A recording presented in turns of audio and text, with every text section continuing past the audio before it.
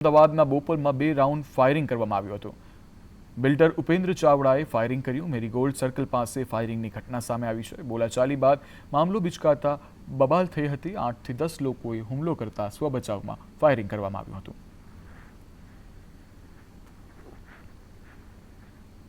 આગળ સમાચાર સુરતથી. સુરત જિલ્લા જીઆઈડીસીના ઉદ્યોગકારો બેલગામ બન્યા.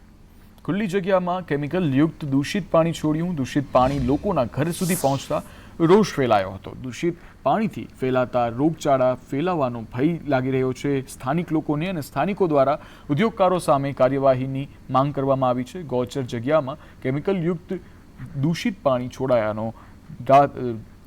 લોકલ લોકોનો આક્ષેપ છે.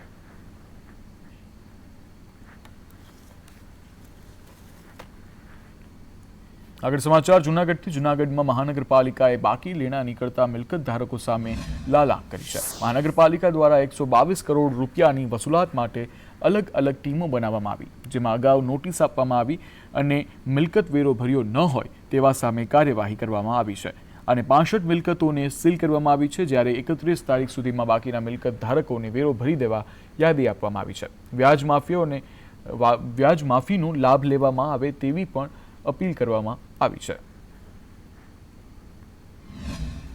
હાઉસ ટેક્સના જે કરવેરા બાકી છે, રૂપિયા 122 કરોડ બાકી હતા.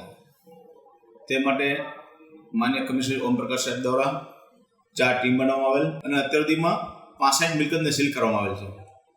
જે મિલકતને અમે પ્રથમ નોટિસ, બીજી નોટિસ, જપ્તી વોરંટ અને કોર્ટ નામદાર અદાલતનો કોર્ટનું નોટિસ પણ આપેલ છે, છતાં પણ ભરપાઈ કરવામાં આવેલ નથી. હજી 100% વ્યાજની માફીની સ્કીમ અમલમાં ચાલુ છે અને 31 માર્ચ સુધી નહીં ભરપાઈ કરવામાં આવે તો જેટલી મિલકતને સીલ આવશે એ મિલકતને સીલ મારવામાં આવશે. પંચમહાલ જિલ્લામાં હોળી ધૂળેટીના તહેવાર બાદ યોજાતા મેળાઓનો પ્રારંભ થઈ ચૂક્યો છે, જેમાં ઘોઘંબાના ખાનપાટલા ગામે યોજાતો ચાડિયાનો મેળો વિશેષ મહત્વ ધરાવે છે. માન્યતા છે કે આ મેળામાં જે નિસંતાન દંપતી સંતાન માટે માનતા માને છે તેની માનતા અચૂકપણે સફળ છે અને તેમના ઘરે પર પારણું બંધાય છે. મેળાની આ વર્ષો જૂની પરંપરા આજે પણ જીવંત છે. માનતા રખનાર યુવક ટિમ્બરના ઊંચા વૃક્ષ પર પાઘડીમાં પૂજા કરેલો ગોળ અને શ્રીફળ બાંધે છે. તેને અન્ય યુવક ઉતારવા માટે વૃક્ષ પર ચડે છે, ત્યારે તેને વૃક્ષની તરફથી ફરતે ઊભેલી યુવતીઓ પાસેથી શેરડીની સૂટીનો મીઠો માર સહન કરવો પડે છે. યુવકે પણ મારથી બચીને વૃક્ષ પર ચડીને ઉતરવાનું હોય છે. આ મેળો ઘણો રોમાંચક બની જાય છે. સાડીઓ છોડવા આવ્યા છીએ.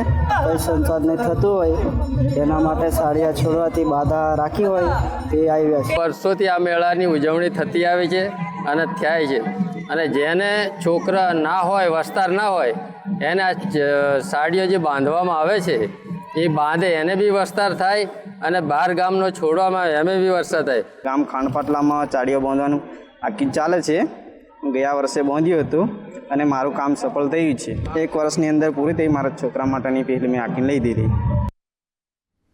આગળ સમાચાર અમરેલીથી. અમરેલીના લાઠીમાં ભાજપનો ભવ્ય ભરતી મેળો યોજાયો, જેમાં આમ આદમી પાર્ટી અને કોંગ્રેસના 150થી વધુ કાર્યકરો અને આગેવાનો ભાજપમાં જોડાયા. લાઠી નજીક આવેલા એક પાર્ટી પ્લોટમાં ભાજપના લોકસભા બેઠકના ઉમેદવાર ભરત સુતરિયાનો અભિવાદન કાર્યક્રમ યોજાયો હતો, જેમાં કોંગ્રેસ અને આપના કાર્યકર્તાઓએ કેસરીયો ખેસ ધારણ કર્યો. આ સાથે જ ગત વિધાનસભા ચૂંટણીમાં આપના ઉમેદવાર રહી ચૂકેલા જયસુખ દેત્રોજા અને બાબરા નગરપાલિકાના કોંગ્રેસના 2 સભ્યોએ પણ કેસરીયો ખેસ ધારણ કર્યો હતો.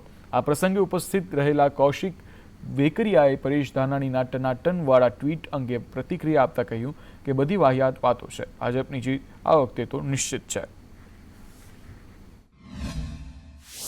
મોટી સંખ્યામાં આપના મિત્રો આજે ભારતીય જનતા પાર્ટીમાં જોડાણા છે. સાથોસાથ કોંગ્રેસના પણ નગરપાલિકાના સભ્યો એ પણ ભારતીય જનતા પાર્ટીમાં જોડાણા છે. જે રીતે સમગ્ર દેશની અંદર નરેન્દ્રભાઈ મોદી દ્વારા જે રીતે વિકાસ કરવામાં આવ્યો છે, જે રીતે કામ કરવામાં આવ્યું છે, એ અનુસંધાને સમગ્ર લોકો ભારતીય જનતા પાર્ટીમાં જ્યારે જોડાતા હોય ત્યારે હું સૌનું હૃદયપૂર્વક હાર્દિક સ્વાગત કરું છું. કોઈ દાન કરે તો કદાચ રૂપિયા, ધન કે અનાજનું દાન કરે, પણ પેટલાદના એક યુવકને પુસ્તક દાન કરવાનો વિચાર આવ્યો અને તેણે 1 કે 2 નહીં પણ એક આખું પુસ્તકાલય કહી શકાય એટલા 2000 પુસ્તકોનું દાન કરીને પુસ્તકાલય ઊભું કરી દીધું.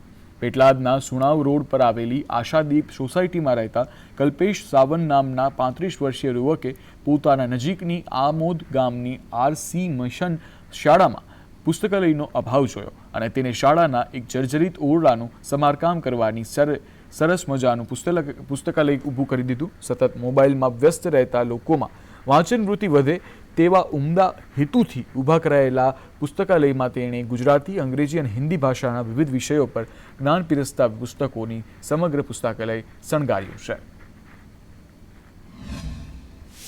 વધારે જ્ઞાન મેળવવા માટે ચોપડી વાંચીને ઇન્સ્ટન્ટ કોફી કરતાં થોડું ધ્યાનથી વાંચીને હાર્ડ કોપીથી જ્ઞાન મેળવવા માટે પ્રયત્ન કરે બાળકો, એ હેતુથી આ કામ અહીંયા શરૂ કરવામાં આવ્યું છે. એવા અચાનક જ અમને કલ્પેશભાઈ મળી ગયા અને તેઓએ અમારી લાઇબ્રેરી વિશે વિચાર કર્યો અને એમણે નક્કી કર્યું કે મારે થોડા પુસ્તકો આપવા છે અને તમારી લાઇબ્રેરી ડેવલપ કરવી છે. હાલમાં લગભગ 2000 જેવા પુસ્તકો અમારી લાઇબ્રેરીમાં થઈ ગયા છે. મારા દીકરાને જે આ વિચાર આવ્યો એ બહુ જ સારો વિચાર આવ્યો કે પુસ્તકાલય દ્વારા જે બાળકોને અને એના વાલીઓને એને દરેકને જે જ્ઞાન પીરસવામાં આવે તો એ મને પુષ્કળ આનંદ થયો એ બાબતનો. કચ્છમાં ભીષણ ગરમીથી લોકો ત્રાહિમામ થયા છે. ભુજ સહિતના શહેરો બન્યા સુમસામ અને લોકો ઠંડા પાણીનો લઈ રહ્યા છે સહારો. હવામાન વિભાગે હીટવેવની આગાહી પણ કરી છે અને આ તડકાને કારણે, આ ગરમીના કારણે લોકો હાલ ત્રાહિમામ થયા છે.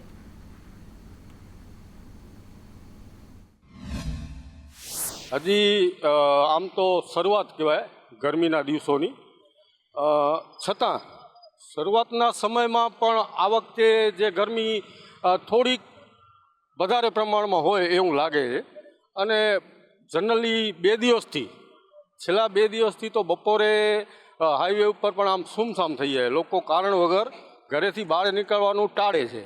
મને ડાયાબિટીસ છે, જો ઠંડુ પીએ તો ડાયાબિટીસ વધે, ન પીએ તો આ બધું બફારો ને એ થાય છે. તો હવે ભગવાન છે સૂર્યના થોડોક ઠંડા થાય તો બરાબર છે.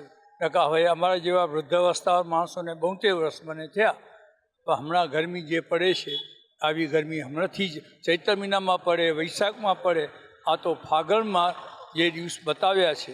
ઉનાળાની શરૂઆત સાથે જ કચ્છમાં લોકો આકરી ગરમીનો સામનો કરી રહ્યા છે. દ્રશ્યોમાં જોઈ શકો છો તે પ્રમાણે સતત ગરમીનો પારો વધી રહ્યો છે. તેની સીધી અસર છે તે લોકોના જનજીવન ઉપર જોવા મળી રહી છે.